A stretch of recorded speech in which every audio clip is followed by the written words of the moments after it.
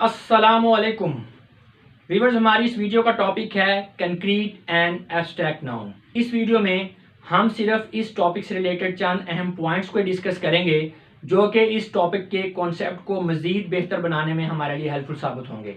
लेकिन अगर आप लोग कंक्रीट और एब्स्ट्रैक्ट नाउन के बेसिक कॉन्सेप्ट को समझना चाहते हैं कि बेसिकली कंक्रीट और एब्स्ट्रैक्ट नाउन होते क्या हैं और इनका डिफरेंस क्या है, तो फिर आप लोगों को इस वीडियो के फर्स्ट पार्ट को देखना पड़ेगा, जिसका लिंक मैंने नीचे डिस्क्रिप्शन में दे दिया है।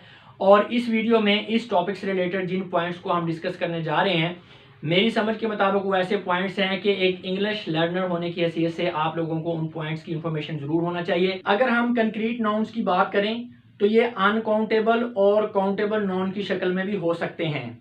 इसी तरह ये सिंगुलर और प्लूरल फॉर्म में भी हो सकते हैं। इसके अलावा ये कॉमन, प्रॉपर और कलेक्टिव नाउन्स के तौर पे भी यूज हो सकते हैं। चंद एक एग्जांपल्स देखते हैं जिससे आपको ज़्यादा बेहतर समझ आएगी। ये हमारे पास चंद नाउन्स हैं: boy, girl, mother, cat, dog, chair, table etcetera. ये सारे के सारे कॉमन नाउन हैं, लेकिन ये कंक्रीट भी हैं क्योंकि हम इन सब को 5 सेंसेस से फील कर सकते हैं। लिहाजा ये क्या है फिर कॉमन कंक्रीट नाउन। इसी तरह शाहिद, फौजिया, वसीम अकरम, पाकिस्तान, ये सारे प्रॉपर नाउन हैं लेकिन ये कंक्रीट भी हैं, इसलिए हम इन्हें प्रॉपर कंक्रीट नाउन कहेंगे। और इसी तरह pen, door, car, table, room, train, rack etcetera, ये सारे के सारे क्या हैं, काउंटेबल नाउन हैं और ये सिंगुलर फॉर्म में है और ये कंक्रीट नाउन भी हैं, तो इसलिए हम इन्हें countable concrete noun in singular form में कहेंगे। इसी तरह pens, doors, cars, tables, radios, trains, ये सारे के सारे काउंटेबल नाउन हैं लेकिन ये प्लूरल फॉर्म में हैं और ये कंक्रीट नाउन भी हैं।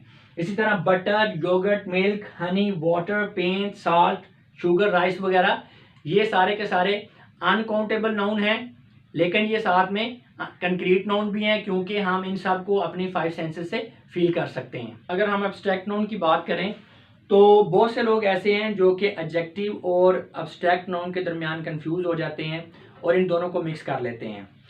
व्यूअर्स, एडजेक्टिव और एब्स्ट्रैक्ट नाउन में डिफरेंस ये है कि जो एडजेक्टिव है वो किसी नाउन या प्रोनाउन की सिफ्त को बयान करता है, जबकि अगर उसी सिफ्त को हम नाउन और प्रोनाउन से अलग करके अलहदा से उस सिफ्त का जिक्र करें तो वो हमारा एब्स्ट्रैक्ट नाउन होता है।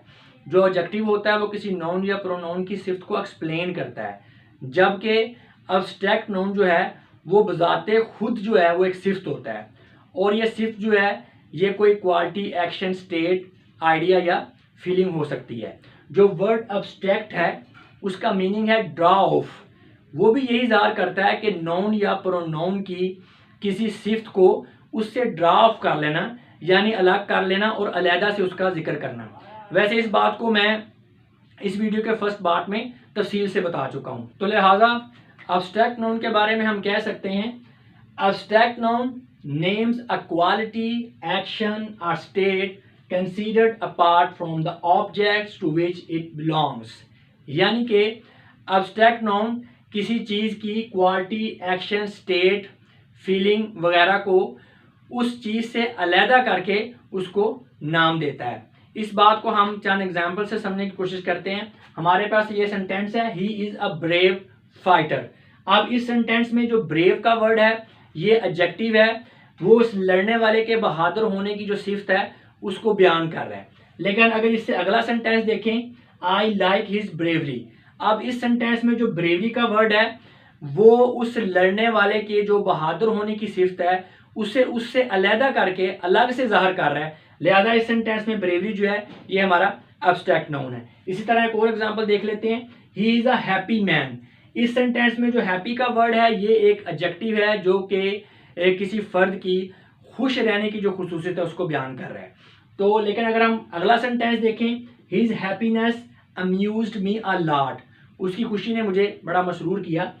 अब इस सेंटेंस के अंदर जो वर्ड हैप्पीनेस है वो किसी फर्द के जो खुश होने की खुसूसियत है उसे उससे अलहदा करके अलग से उसको ज़ाहिर कर रहा है। तो लिहाजा इस सेंटेंस में जो हैप्पीनेस का वर्ड है ये हमारा एब्स्ट्रैक्ट नाउन है। बाज़ औक़ात इस तरह से होता है कि आप लोगों से किसी ख़ास वर्ड के बारे में पूछ लिया जाता है कि बताएं जी ये वर्ड नाउन की कौन सी काइंड से ताल्लुक़ रखता है, और आप लोग सोच सोच के थक जाते हैं, लेकिन आपको समझ में नहीं आता कि वो वर्ड आखिर नाउन की कौन सी काइंड है। देखिए व्यूअर्स, जब कभी भी इस तरह से कोई वर्ड आपके सामने आए तो पहले आप ये देख लिया करें कि आया कि वो वर्ड नाउन है भी कि नहीं। ठीक है, बाद में आप नाउन की काइंड के ऊपर गौर किया करें, क्योंकि अक्सर ये होता है कि एक वर्ड नाउन ही नहीं होता और हम उसकी काइंड को बूझने में लगे रहते हैं। तो आपकी इस परेशानी को दूर करने के लिए मैं अभी आप लोगों से नाउन की आइडेंटिफिकेशन का एक इंतहाई आसान फार्मूला शेयर करने जा रहा हूं, और वो ये है: a word that can occur as a single word subject in a sentence stands for noun. यानी कि एक ऐसा वर्ड ही नाउन हो सकता है जो कि किसी सेंटेंस का सिंगल वर्ड सब्जेक्ट बन सके।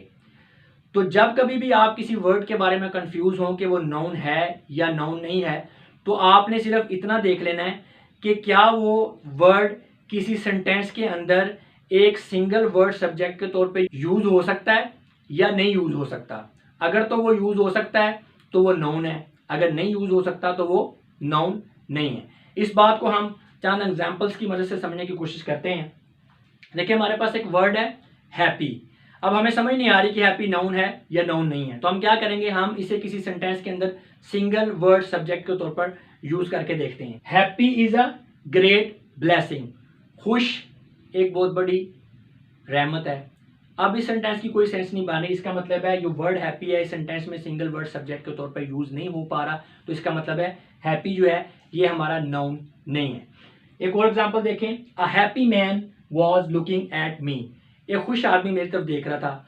अब इस सेंटेंस में हैप्पी सब्जेक्ट के तौर पर यूज हो रहा है और फिक्रे की सेंस भी बन रही है, लेकिन मसला ये है, यहाँ पर यह बात गौर करने वाली कि जो हैप्पी है वो अकेला मिलकर इस सेंटेंस का सब्जेक्ट नहीं बना रहा, तीन वर्ड मिलकर इस सेंटेंस का सब्जेक्ट बना रहे हैं। ए हैप्पी मैन, ये तीन वर्ड मिलकर इस सेंटेंस का सब्जेक्ट बना रहे हैं। इसका मतलब ये है कि इस सेंटेंस में जो हैप्पी है ये सब्जेक्ट के तौर पर यूज तो हो रहा है, लेकिन ये सिंगल वर्ड सब्जेक्ट के तौर पर यूज नहीं हो रहा। और रूल ये है कि कोई वर्ड तब नाउन हो सकता है जबकि वो किसी सेंटेंस के अंदर सिंगल वर्ड सब्जेक्ट के तौर पर यूज हो सके।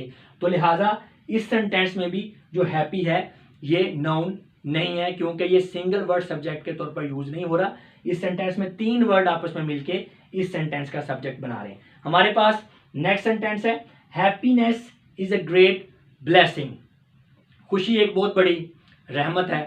अब इस सेंटेंस की सेंस बिल्कुल क्लियर है, और जो वर्ड हैप्पीनेस है ये सिंगल वर्ड सब्जेक्ट के तौर पर यहाँ पर यूज हुआ है, तो इसका मतलब है जो हैप्पीनेस है ये एक नाउन है। अब हम जरा एब्स्ट्रैक्ट नाउन की फॉर्मेशन को भी डिस्कस कर लेते हैं कि एब्स्ट्रैक्ट नाउन जो हैं ये असल में बनते कैसे हैं।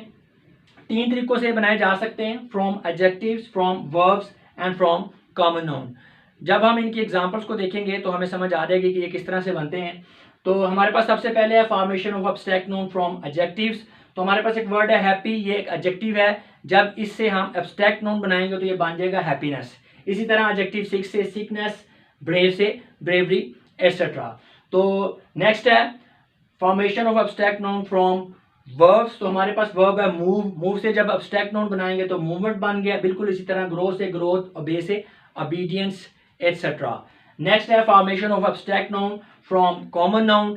तो हमारे पास एक वर्ड है मैस्टर, ये एक कॉमन नाउन है। जब हम इससे एब्स्ट्रैक्ट नाउन बनाएंगे तो ये बन जाएगा मैस्टर से मैस्ट्री।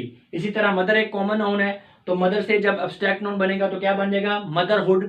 इसी तरह ब्रदर से ब्रदरहुड, वगैरह वगैरह। एब्स्ट्रैक्ट नाउन के हवाले से मैं एक और अहम बात आप लोगों से शेयर करना चाहता हूं, और वो ये है कि एब्स्ट्रैक्ट नाउन्स सेंटेंस के अंदर अपने यूज या इस्तेमाल के लिहाज से अपनी काइंड को चेंज भी कर लेते हैं। ये बात आपको एग्जांपल से समझ आएगी। ये देखिए, हमारे पास एक सेंटेंस है, the valley has a great majesty of its own. अब इस सेंटेंस के अंदर जो मैजेस्टी का वर्ड है ये एब्स्ट्रैक्ट नाउन के तौर पर यूज हुआ है, लेकिन जब हम नेक्स्ट सेंटेंस देखते हैं, हर मैजेस्टी द क्वीन पैडन मी। अब इस सेंटेंस के अंदर मैजेस्टी का वर्ड जो है वो प्रॉपर नाउन के तौर पर यूज हुआ है। इसी तरह एक और एग्जांपल देखते हैं, the progress of a nation depends on it's youth. अब इस सेंटेंस के अंदर यूथ का जो वर्ड है ये कलेक्टिव नाउन के तौर पर यूज हुआ है। और नेक्स्ट सेंटेंस अगर हम देखें, the accident has destroyed her youth and beauty. इस सेंटेंस में जो यूथ का वर्ड है वो एब्स्ट्रैक्ट नाउन के तौर पर इस्तेमाल हुआ है। अब यहाँ पर इस बात को जरा समझने की कोशिश करें कि पहले सेंटेंस में जो यूथ का वर्ड है वो नौजवान नस्ल या नौजवान लोगों को ज़ाहिर कर रहा है, जिन्हें कि हम देख सकते हैं, महसूस कर सकते हैं। इसलिए ये यहाँ पर जो यूथ है ये एब्स्ट्रैक्ट नाउन नहीं हो सकता। और यहाँ पे यूथ चूंकि बहुत से लोगों के मजमूए या कलेक्शन को ज़ाहिर कर रहा है, तो इसलिए इस सेंटेंस के अंदर यूथ जो है वो एक कलेक्टिव नाउन के तौर पर यूज हुआ है। लेकिन नेक्स्ट सेंटेंस में यूथ का जो वर्ड है ये किसी की जवानी को ज़ाहिर कर रहा है जो कि एक्सीडेंट की वजह से तबाह हो गई है।